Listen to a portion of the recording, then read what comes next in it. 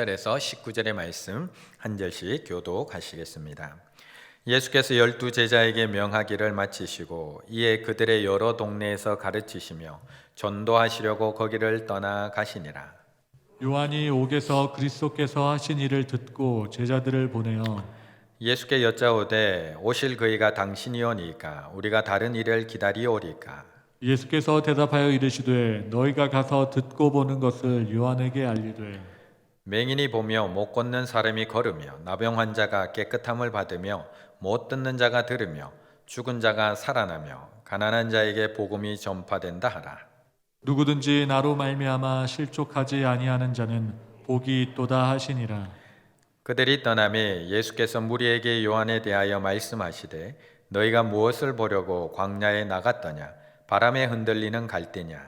그러면 너희가 무엇을 보려고 나갔더냐 부드러운 옷 입은 사람이냐 부드러운 옷을 입은 사람들은 왕궁에 있느니라.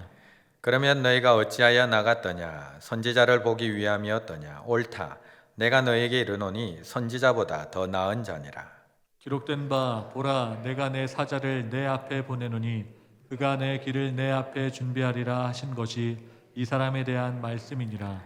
내가 진실로 너희에게 말하노니 여자가 낳은 자 중에 세례 요한보다 큰 이가 일어남이 없도다. 그러나 천국에서는 극히 작은 자라도 그보다 크니라. 세례 요한의 때부터 지금까지 천국은 침노를 당하나니 침노하는 자는 빼앗느니라. 모든 선지자와 율법이 예언한 것은 요한까지니. 만일 너희가 즐겨받을진대 오리라 한 엘리야가 곧 이 사람이니라. 귀 있는 자는 들을지어다. 이 세대를 무엇으로 비유할까? 비유하건대 아이들이 장터에 앉아 제 동물을 불러 이르되 우리가 너희를 향하여 피리를 불어도 너희가 춤추지 않고 우리가 슬피 울어도 너희가 가슴을 치지 아니하였다 한가 같도다. 요한이 와서 먹지도 않고 마시지도 아니하매 그들이 말하기를 귀신이 들렸다 하더니 함께 읽습니다. 인자는 와서 먹고 마시매 말하기를 보라 먹기를 탐하고 포도주를 즐기는 사람이요 세리와 죄인의 친구로다 하니 지혜는 그 행한 일로 인하여 옳다함을 얻느니라. 아멘. 우리는 항상 모든 일을 시작할 때 기대감을 가지고 시작을 합니다. 또 어떤 일이 있을까 기대함으로 시작하는데요. 마칠 때가 되면 실망으로 끝날 때가 참 많이 있는 것 같습니다. 2021년을 시작하며 우리는 또 작은 기대감으로 한 해를 시작을 했습니다. 그래도 조금은 나아지겠지. 그래도 조금은 나아지겠지. 이제 백신도 개발되었는데 이제 조금은 나아지겠지라는 작은 기대감으로 시작을 했습니다. 그런데 백신이 개발이 되고 이제 백신 접종을 하는 나라들이 하나 둘씩 접종자들도 늘어나고 있는데 거기에 반해서 확진자가 줄어드는 소식은 그렇게 많이 들리지가 않습니다. 확진자가 여전히 많이 나오거나 도리어 계속해서 더 증가하고 있다는 소식만 우리에게 들리고 있는 것을 보면서 우리는 또 실망을 하게 됩니다. 지난 추석에는 가족들 못 모였는데 이번 설에는 가족들 모일 수 있겠지. 지난 추석에는 어머니 아버지 얼굴도 제대로 못 뵈었는데 이번 구정에는 어머니 아버지 얼굴 좀 볼 수 있겠지. 지난 추석에는 우리 손주들 얼굴도 제대로 못 보고 안아주지도 못했는데 용돈도 제대로 못 줬는데 이번 구정 때는 그래도 우리 손주들 맛있는 또 단술도 해놓고 또 용돈도 준비해놓고 이번 구정에는 좀 만나서 안아줄 수도 있겠지 기대했는데 설 연휴 방역 지침 계속해서 유지된다는 소식에 우리는 또 한 번 실망하게 됩니다. 이처럼 기대는 실망이 찾아오게 됩니다. 기대가 클수록 실망도 커지는 것이 우리네 마음인 것 같습니다. 그래서 때로는 우리도 이야기합니다. 이제 더 이상 기대 안 해야지. 이제 기대 안 해야지. 라고 스스로 되뇌이며 다짐해 보기도 합니다. 이제 기대하지 말아야지. 그런데 그렇게 기대하지 말아야지 되뇌이면서도 왜 우리는 오늘도 우리의 자녀들에게 실망하는 걸까요? 우리는 왜 그렇게 되뇌이면서도 왜 오늘도 남편에게 우리는 또 실망하게 되는 걸까요? 그 정도 살아봤으면 다 알잖아요. 그 정도 우리 남편하고 살아봤으면 다 알 텐데 안 되는 걸 알면서도 왜 오늘 아침부터 지금도 변함없는 수십 년 동안 변함없는 그 남편에게 왜 또 화가 나고 또 실망했던 걸까요? 방금 떴던 결혼할 때 꼭 알아야 할 101가지라는 책에 보면 이렇게 이야기합니다. 그런데 안타깝게도 너무 많은 사람들이 결혼만 하면 신비한 일이 벌어질 것으로 기대해요. 사랑받지 못하는 느낌, 가치 없다는 느낌, 외로움, 불안감, 우울함, 한순간에 결혼만 하면 벗어날 것이라고 생각해요. 사랑은 모든 상처를 치료한다는 생각, 이게 아직도 우리 문화 곳곳에 스며 있어서 사람들을 헷갈리게 해요. 하지만 이건 영원히 묻어버려야 할 사회적 통념입니다. 결혼만 하면 신비한 일이 일어날 거다. 결혼만 하면 우울한 것, 슬픈 것, 아픈 것, 외로운 것 다 사라지고 다 치유될 것이라는 생각 하지 말라는 것입니다.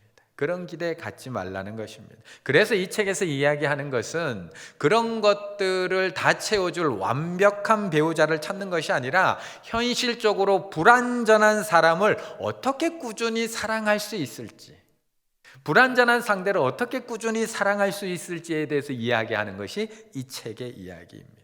서로의 미숙함을 인정하고 미숙한 남녀가 만나서 행복하게 살아가기 위해서 노력해야 될 101가지 방법에 대해서 기록해 놓은 것이 이 책입니다.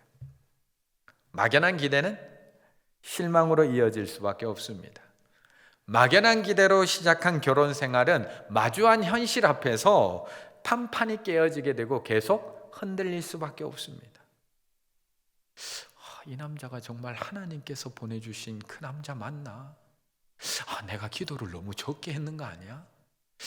이 여자가 정말 하나님께서 나를 도우라고 보내주신, 돕는 배필로 보내주신 그 사람 맞나? 내 욕심이 너무 앞섰던 건 아니야? 기대가 클수록 상대에 대한 믿음은 계속 흔들릴 수밖에 없습니다. 오늘 본문에도 그 기대가 실망으로 바뀌고 있는, 그 믿음이 흔들리고 있는 한 남자가 등장을 합니다. 6절의 말씀을 함께 읽습니다. 6절입니다. 누구든지 나로 말미암아 실족하지 아니하는 자는 복이 있도다 하시니라. 아멘. 예수님과 세례 요한. 예수님과 세례 요한은 우연히 만난 그런 잘 모르는 사이가 아닙니다.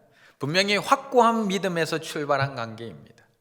이 둘은 그냥 우연히 알게 된 관계가 아니라 세례 요한의 어머니 엘리사벳, 예수님의 어머니 마리아, 이 둘이 친족 관계라는 것은 우리가 너무나 잘 알고 있습니다. 마리아가 예수님을 잉태하고 가장 먼저 달려갔던 사람이 바로 세례 요한의 어머니 엘리사벳. 그렇게 달려갔을 때 어떤 일이 일어났었느냐? 누가복음 1장 41, 42절. 엘리사벳이 마리아가 무난함을 들으매 아이가 복중에서 뛰노는지라. 엘리사벳이 성령의 충만함을 받아 큰 소리로 불러 이르되 여자 중에 내가 복이 있으며 내 태중의 아이도 복이 있도다. 세례 요한은 어머니의 뱃속에서부터 예수님을 만났습니다. 그래서 세례 요한은 예수님께서 자신에게 세례 받으러 나오는 그 장면에서 그래서 자신 있게 외칠 수 있었던 겁니다. 이튿날 요한이 예수께서 자기에게 나오심을 보고 이르되 보라 세상 죄를 지고 가는 하나님의 어린 양이로다. 보라 세상 죄를 지고 가는 하나님의 어린 양이로다. 이것은 확신에 찬 외침입니다. 잘 몰라서 막연한 기대로 외치고 있는 것이 아니라 확고한 믿음으로 외치고 있는 겁니다. 세례 요한은 태중에서부터 예수님을 만났거든요. 30년을 지켜봐 왔거든요. 예수님께서 자신에게 세례로 받으러 나오실 때도 하늘에서 성령이 비둘기 같이 내려와서 그의 위에 머무는 것을 보시고 확신을 가지고 지금 외치고 있는 거거든요. 보라 세상 죄를 지고 가는 하나님의 어린 양이로다. 확신에 찬 외침입니다. 그런데 재미있는 것은 이 확신이 넘치던 세례 요한도 흔들리고 있다는 겁니다. 이 확신에 차서 외쳤던 세례 요한도 흔들립니다. 분명히 확고한 믿음으로 출발한 신앙생활, 믿음생활, 주님과의 결혼 생활입니다. 그런데 그 확고했던 세례 요한의 믿음마저도 흔들리고 있습니다. 지금 세례 요한은 감옥에 들어와 있습니다. 당시 세례 요한이 살고 있던 이 지역을 다스렸던 분봉왕의 이름은 헤롯 안티파스. 그는 얼마나 정치적이고 얼마나 타락했던 왕인지 모릅니다. 얼마나 타락을 했든지 그는 이복 동생이었던 헤롯 필리포스, 빌립이라는 이복 동생의 아내였던 헤로디아를 자신의 아내로 취해서 자신의 아내로 만들어 버립니다. 아무리 분봉왕, 당시에 무소불위의 권력을 가지고 있던 분봉왕이라고 할지라도 동생의 아내를 취하는 것은 당시의 사람들도 이해할 수 없고 용납할 수 없고 받아들일 수 없는 일이었습니다. 도대체 저건 뭐야? 도대체 세상이 어떻게 되려고 저런 짓을 해? 그런데 그 누구도 입 밖으로 이것을 꺼내지는 못합니다. 왜냐하면 함부로 얘기했다가 어떻게 될지 모르기 때문에 모든 백성들, 제사장들, 원로들까지도 함부로 이야기하지 못하고 있었던 내용. 그런데 유일하게 이 문제에 대해서 침묵하지 않고 이야기할 수 있었던 사람, 바로 세례 요한입니다. 그는 마가복음 6장 18절, 이는 요한이 헤롯에게 말하되 동생이 아내를 취하는 것이 옳지 않다. 이게 세례 요한입니다. 이런 믿음이 세례 요한의 믿음입니다. 죽으면 죽었지 할 말 하는 사람, 썩어진 세상 속에서 죽더라도 진리를 외치는 사람, 죽으면 죽으리라는 믿음으로 잘못된 것을 잘못되었다고 이야기해 줄 수 있는 사람, 얼마든지 세상에서 성공할 수 있는 제사장 가문의 아들이었음에도 불구하고 성결과 거룩을 위해서 광야에 나가 하나님의 음성에만 귀 기울이며 살았던 사람, 오직 믿음을 위하여 낙타 토롯을 입고 메뚜기와 석청만을 먹으며 살았던 사람, 정해진 시간이면 항상 하나님 앞에 기도하고 정해진 날이면 무조건 하나님 앞에 금식하며 타락한 세상에서 거리를 두고 온전히 하나님만 믿으며 살아왔던 그 사람, 정말 대단한 믿음 아닌가요? 대단한 믿음 아닌가요? 그런데 예수님께서는 내가 기대했던 것과는 너무나 다릅니다. 내가 믿었던 그 믿음과는 너무 다릅니다. 분명히 성령의 감동하심으로 예수님께서 우리가 기다렸던 그 메시아라는 것을 알게 되었고 확신하게 되었고, 많은 사람들 앞에서 보라! 이가 그 하나님의 어린 양이라고 외쳤음에도 불구하고 내가 기대했던 방식, 내가 믿었던 방식과 너무 다릅니다. 세례 요한은 이 썩어진 세상과 거리를 두기 위해서 광야에 들어가 살고 있었는데, 예수님은 이 썩어진 세상 속에 들어가 살고 계십니다. 나는 그렇게 저 죄악된 것을 보고 잘못되었다고 외쳐서 지금 감옥 안에 들어와 있는데, 예수님은 가늠한 여자를 앞에 두고도 죄 없는 자가 돌로 치라, 내가 너를 정죄하지 않겠다고 이야기하십니다. 세리와 제리들과 친구가 되셔서 세리 삭개오의 집에 들어가서 유하시질 않나, 세리 마태를 제자로 삼아서 데리고 다니시질 않나, 광야에 들어가기는커녕 그들과 먹고 마시고 있습니다. 자꾸 들리는 소문이 예수님이 먹기를 탐하고 마시기를 탐하는 자라는 소문이 들립니다. 심지어는 금식은 할 생각조차 하지 않으십니다. 금식할 생각을 하지 않으십니다. 그래서 세례 요한의 제자들이 마태복음 9장에서 예수님을 찾아가서 이렇게 질문을 합니다. 그때에 요한의 제자들이 예수께 나와 이르되, 우리와 바리새인들을 금식을 하는데 어찌하여 당신과 당신의 제자들은 금식을 하지 않습니까? 예수님 어떻게 금식을 안 합니까? 목사님 어떻게 금식을 안 하십니까? 우리의 믿음은 흔들립니다. 우리의 기대대로 일하지 않는 하나님으로 인해서 우리의 믿음 흔들립니다. 우리의 바람대로 일하지 않는 예수님으로 인해서 우리의 믿음 흔들립니다. 우리가 이 정도 기도했으면 올해부터는 조금 나아져야죠. 우리가 이렇게 간절히 하나님 앞에 부르짖었으면 조금은 나아져야죠. 우리가 지금 몇 년째 기도하고 있는데요, 우리 가정에 지금 몇 년째 기도하고 있는데 우리 가정의 형편 좀 나아져야 되는 건 아닌가요?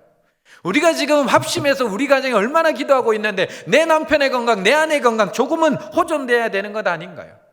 이번에는 좀 합격했어야 되는 것 아닌가요? 하나님이 살아계시다면, 진리가 살아있다면 이런 상황 속에서도 우리 교회 좀 억울함 해결해야 되는 것 아닌가요?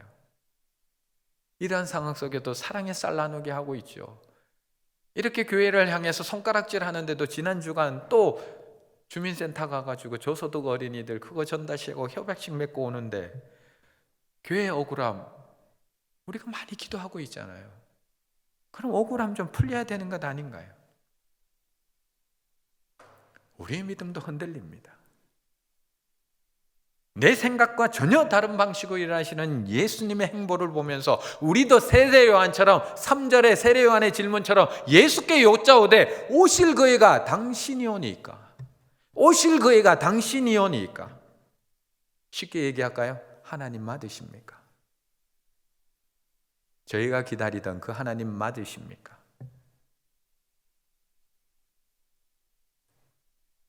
우리는 이렇게 흔들리고 있는데, 우리의 믿음은 이렇게 이리저리 흔들리며 살아가고 있는데 오늘도 변함없이 우리를 바라봐 주시는 분이 있다는 겁니다.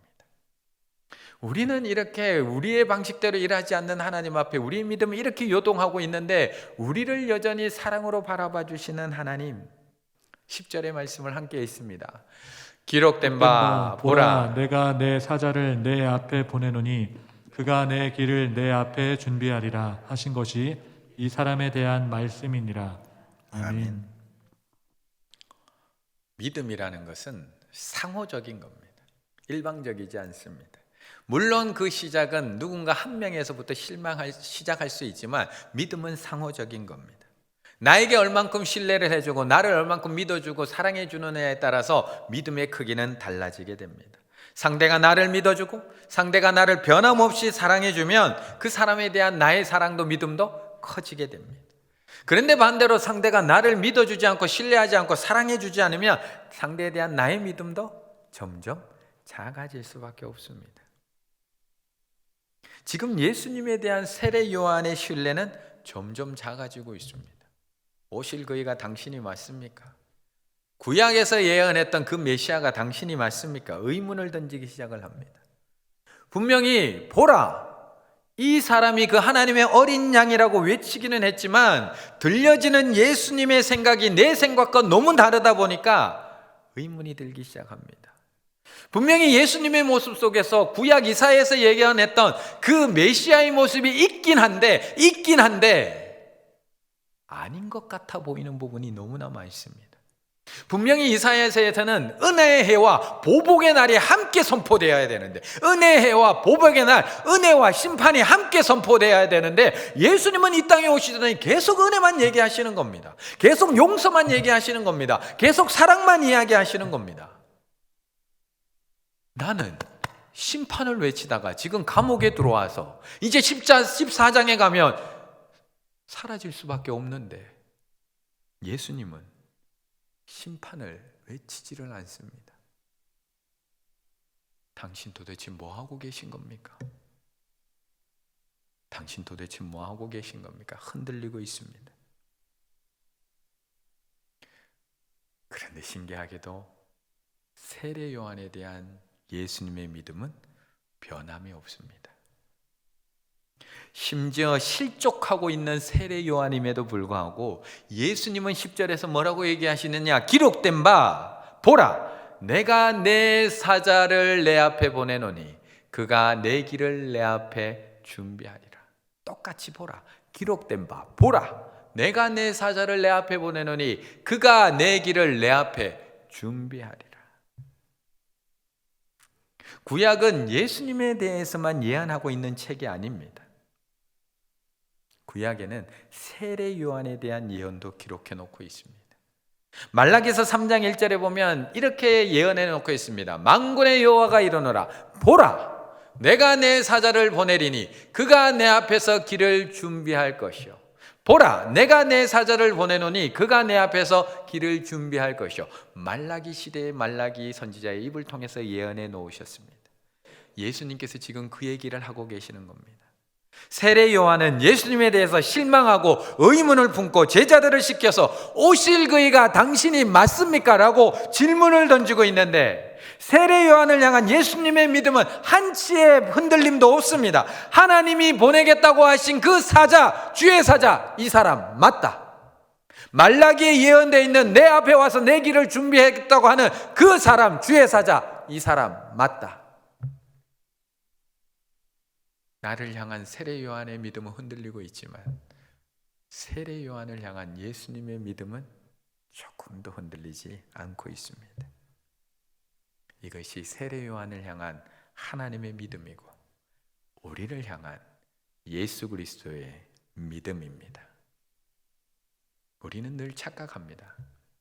내가 믿음이 좋아서 예수님을 지금 잘 따라가고 있다고 착각합니다.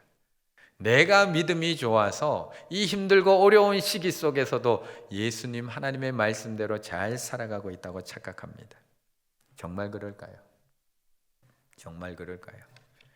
그 확신했던 세례 요한도 흔들리는데 내 방식대로 일해주지 않으시는 그 하나님 앞에서 내 믿음은 흔들리고 있지 않을까요? 아브라함의 믿음이 굳건해서 하나님께서 가라고 하신 땅으로 갈 수 있었던 것일까요?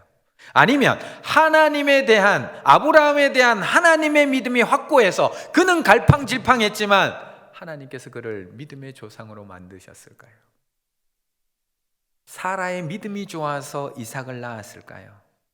아니면 사라에 대한 하나님의 믿음이 확고해서 그녀는 웃었지만 그녀가 이삭을 낳을 수 있었을까요? 야곱의 믿음이 좋아서 큰 거부가 되고 고향으로 돌아와 형과 화해할 수 있었을까요? 아니면 하나님께서 끝까지 그를 믿어주셔서 그의 이름을 이스라엘로 바꿔주시고 12지파를 만들 수 있게 만드셨을까요? 하나님의 믿음이 확고해서 모세가 80세에도 출애굽의 역사에 귀하게 사용되었습니다. 제자들의 믿음이 좋아서 예수님께서 불러서 제자 삼으셨을까요? 아니면 예수님이 제자들을 향한 그 믿음이 확고해서 그들은 배신하고 떠나갔지만 또 찾아가서 그들을 믿음의 제자로 세우신 것일까요? 우리의 믿음은 오늘도 흔들립니다. 내가 기대했던 대로 일해 주시지 않으면 우리의 마음은 또 실망하고 또 흔들립니다. 내가 기도했던 대로 응답되지 않으면 괜찮아요. 그래도 저 하나님 믿어요. 하나님이 일하심 믿어요. 라고 이야기는 하지만 밤마다 찾아오는 그 외로움과 답답함과 그 눈물, 다른 사람에게는 믿음 없다는 소리 들을까 봐 입 밖으로 꺼내지 못하지만 밤마다 홀로 하나님 앞에 울고 있는 그 마음, 왜 하나님 응답해 주시지 않는 거예요?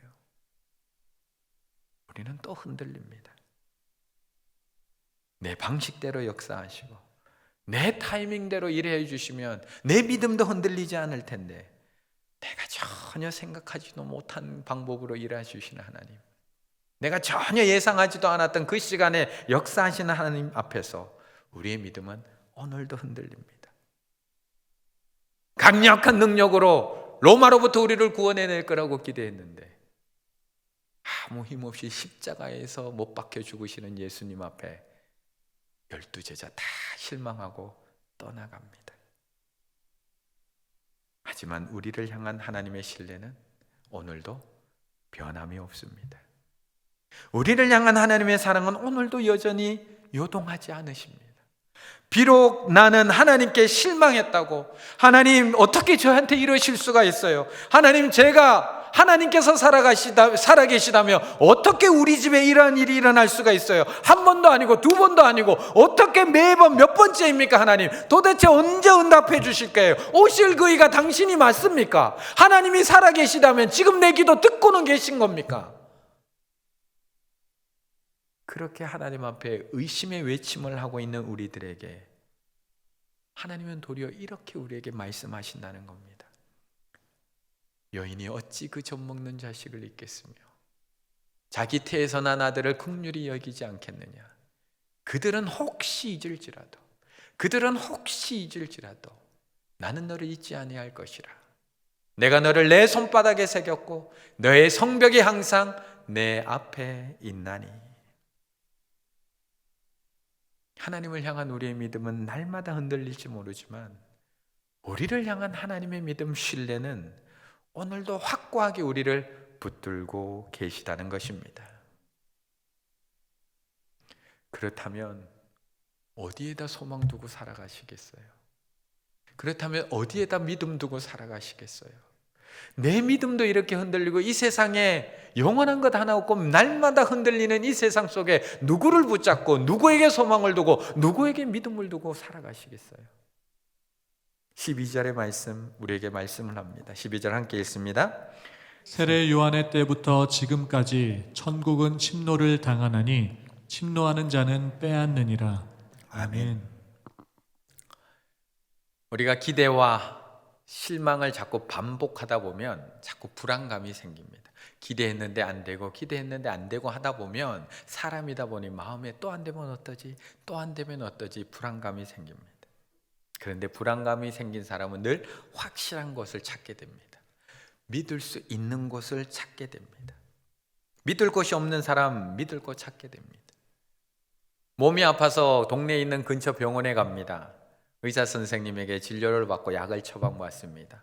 그런데 이틀 3일 약을 먹는데도 몸이 나아지질 않습니다. 그러면 우리는 이렇게 얘기합니다. 좀 더 큰 병원 가볼까? 서울에 있는 큰 병원 가봐야 되나? 불안하면 확실한 것을 찾게 됩니다. 오실 그이가 예수님이라는 것이 확실하다면 다른 것을 찾을 필요가 없습니다.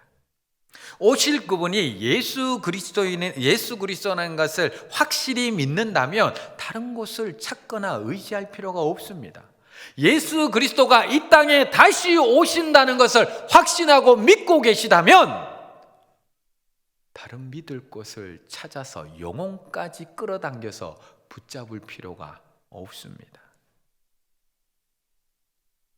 저희 아내가 어제 나온 주보를 이렇게 보더니 오늘 설교 제목을 보더니 영끌이 뭐야? 영끌? 이러더라고요. 확실한 곳에 영끌하라. 제가 이렇게 적어놨더니 영끌이 뭐야? 아마 우리 성도님들 중에도 영끌 모르실까 봐 짧게 뉴스를 통해서 영끌이 뭔지를 한번 알아보겠습니다.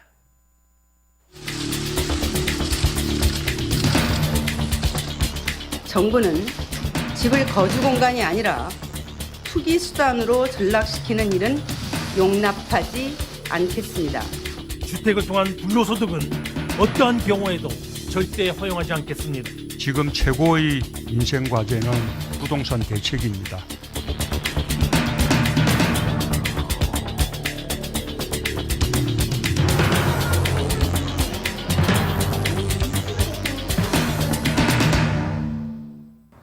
영끌, 영혼까지 끌어모은다는 뜻입니다.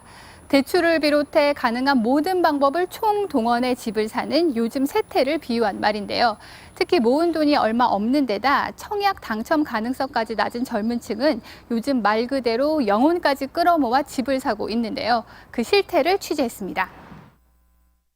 요즘 20대, 30대들이 영혼까지 도대체 이 단어는 어떻게 이렇게 잘 만들었는지 영혼까지 끌어모아서 집을 사는 이유가 무엇일까요? 빚까지 내가면서 투자를 하고 영혼까지 끌어모아갖고 집을 사는 이유. 물론 그렇게 해야 하는 대한민국의 현실이 너무나 안타깝고 우리 젊은 세대에게 미안한 것은 맞습니다. 불안하면서도 그렇게 할 수밖에 없는 이유. 불안하면서도 그렇게 영끌할 수밖에 없는 이유. 지금 아니면 살 수 없다는 불안감. 더불어서 부동산은 확실하다는 믿음. 지금 아니면 살 수 없다는 불안감. 그리고 부동산은 확실하다는 믿음. 저는 집 사는데 투자하지 말라고 지금 말씀드리는 건 아닙니다. 부동산 투자, 그것이 나쁘다고 말씀드리는 건 아닙니다. 이 땅의 집에는 그렇게 영혼까지 끌어당겨서 투자를 하면서도 왜 그렇게 확실하다고 고백하는 하나님의 나라, 왜 그렇게 확실하다고 고백하는 하나님의 나라에는 작은 관심도 없이 살아가고 있느냐고 제가 묻고 있는 것입니다. 이 땅의 집은 지금 아니면 살 수 없다는 불안감 때문에 영끌까지 하면서 그것을 살려고 하면서도 왜 지금 아니면 살 수 없는 하나님의 나라에 대해서는 작은 불안감도 없이 그렇게 평안하게 살아가고 계시냐고 묻고 있는 겁니다. 왜 이 땅의 집은 결코 망하지 않는다는 확신을 갖고 있으면서 왜 하나님의 나라에 대한 확신의 그 믿음은, 열정은 단 1도 찾아볼 수 없느냐고 묻고 있는 겁니다. 그래서 오늘 예수님은 세례 요한의 제자들이 돌아간 이후에 무리들에게 말씀하십니다. 천국은 침노를 당하나니 침노하는 자는 빼앗느니라. 천국은 침노를 당하나니 침노하는 자는 빼앗느니라. 사실 우리가 어떻게 천국을 침노할 수 있겠습니까? 침노를 당하나니 비아제타이, 강제로 들어가다. 우리가 어떻게 하나님 나라를 강제로 들어갈 수가 있겠습니까? 우리는 예수 그리스도로 말미암아 예수 그리스도 안에서만 천국에 들어갈 수 있습니다.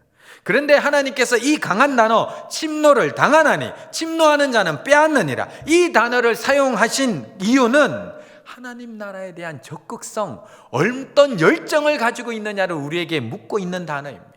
우리가 지금 20대, 30대들이 부동산에 뛰어드는 것을 영혼을 끌어당겨서 투자를 한다라는 단어를 사용하고 있는 것처럼 하나님 나라에 들어가기 위해서 얼마나 침노할 것처럼 그렇게 열정적으로 적극적인 자세로 임하고 있느냐를 우리에게 묻고 있는 것입니다. 정말 너희들이 하나님의 나라가 확실하다고 믿는다면, 정말 너희들이 예수 그리스도가 오실 그분이라는 것을 믿는다면 왜 그런 열정이 없는가? 야곱이 형의 장자권을, 그 속에 놀라운 축복이 담겨 있다는 것을 알고 그 장자권을 뺏기 위해서 팥죽 한 그릇으로 형의 그 장자권을 빼앗아 온 그 열정, 왜 너에게는 그 열정이 없는가를 묻고 있는 것입니다.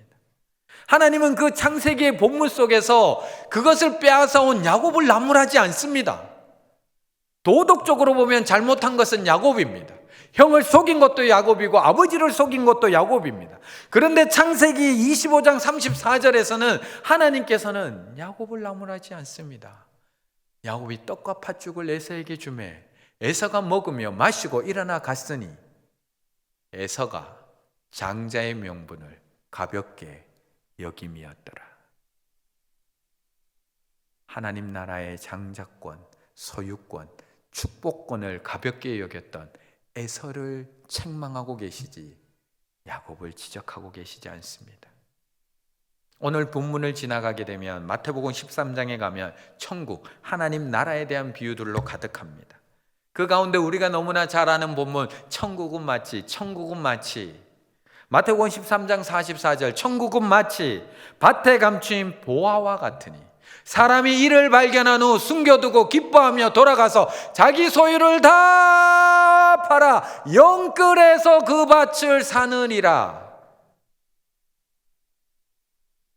천국에 대한 확신이 있다면, 천국의 보화를 발견한 사람이라면, 그 안에 진정한 보화가 있다는 것을 확신하고 있다면 결코 그냥 내버려 둘 수 없다. 영끌에서 살 수밖에 없다고 말씀하고 있는 겁니다. 왜 이 땅의 집에는 그렇게 목을 매시면서 하나님 나라에는 그렇게 관심이 없으신가요? 왜 이 땅의 집은 그 한 채를 사지 못해서 그렇게 안타까워하시면서 왜 하나님 나라에는 그것이 잘 준비되어 있는지 왜 아무런 걱정이 없으신가요? 내 믿음이 흔들려도 나를 향한 하나님의 믿음은 흔들리지 않기 때문에 아무런 걱정이 없으신가요? 내 사랑은 흔들려도 나를 향한 하나님의 사랑은 오늘도 변함없기 때문에 그렇게 천하태평으로 살아가고 계신 것인가요? 이제 우리도 확실한 것에 영끌하셔야 됩니다. 하나님이 나를 위해서 이 천국을 준비해 놓으신 것, 그것만으로 만족하며 배부르게 살아가는 신앙이 아니라 하나님 나라를 차지하기 위해서 오늘도 힘차게 갈급함으로 달려갈 수 있는 신앙인이 되어야 합니다. 야곱처럼 어떻게 해서든지 그 하나님 나라의 장자권, 축복권, 소유권을 차지하기 위해서 그 하나님 나라를 내가 소유하기 위해서 달려갈 수 있는 적극적인 신앙을 가져야 되고, 밭에 감추인 보화를 발견한 사람처럼 나의 모든 것을 다 팔아도 그것만큼은 내가 살리라. 그런 뜨거운 열정을 가지고 하나님 나라를 향해 달려갈 수 있는 그런 믿음의 사람들이 되어야 한다는 것입니다. 구정명절이 이제 며칠 남지 않았습니다. 코로나로 인해서 힘들어지고 어려워지다 보니까 사람들만 모이면, 사람들만 대화하면 다 이 땅의 것을 가지고 걱정하고 염려하고 대화합니다. 어디가 안전해? 어디가 확실해? 지금 집 사면 될까? 집 안 사는 게 맞을까? 지금 주식에 투자하는 게 맞을까? 투자 안 하는 게 맞을까? 어디가 안전해? 어디가 좀 좋은 데 있으면 알려줘. 우리가 모이는 자리들마다 이야기하는 주제, 하나님 나라가 있는가요? 천국이 있는가요? 하나님 나라가 확실하다고 하면서, 천국이 확실하다고 하면서 우리가 만나서 나누는 대화 속에 그 하나님 나라는 어디에 있는가요? 하지만 우리는 확실한 하나님의 나라를 약속받은 언약의 백성들입니다. 천국의 백성들입니다. 이번 구정명절에도 많은 사람들, 부모님을 만나고 또한 만나지 못하더라도 전화통화하고 가족들과 만나고 대화하고 이야기 나눌 겁니다. 그때 우리 입에서 나와야 되는 말이 무엇일까요? 우리가 무엇을 두고 예배를 해야 될까요? 무엇을 소망을 두고 하나님 앞에 예배하고 기도해야 될까요? 새해 예배드리고 기도하면서도 올해 집 한 채 꼭 이것을 기도해야 될까요? 아니면 천국 소망, 천국 기쁨, 천국의 감사를 가지고 하나님 앞에 예배하고 그 기쁨을 나누며 서로에게 진정한 소망을 품고 한 해를 살아가자고 서로 격려해야 될까요? 이번 구정명절 우리 많은 가족들 만날 겁니다. 얼굴을 대면하지 못해도 각 가정에서 예배 드릴 겁니다. 그 예배의 자리가 정말 천국의 소망을 두는 예배, 천국의 기쁨을 나누는 예배, 천국의 감사의 제목들이 넘쳐나는 귀한 예배의 자리로 채워가시는 우리 충일의 가족들 다 되시기를 간절히 바라겠습니다.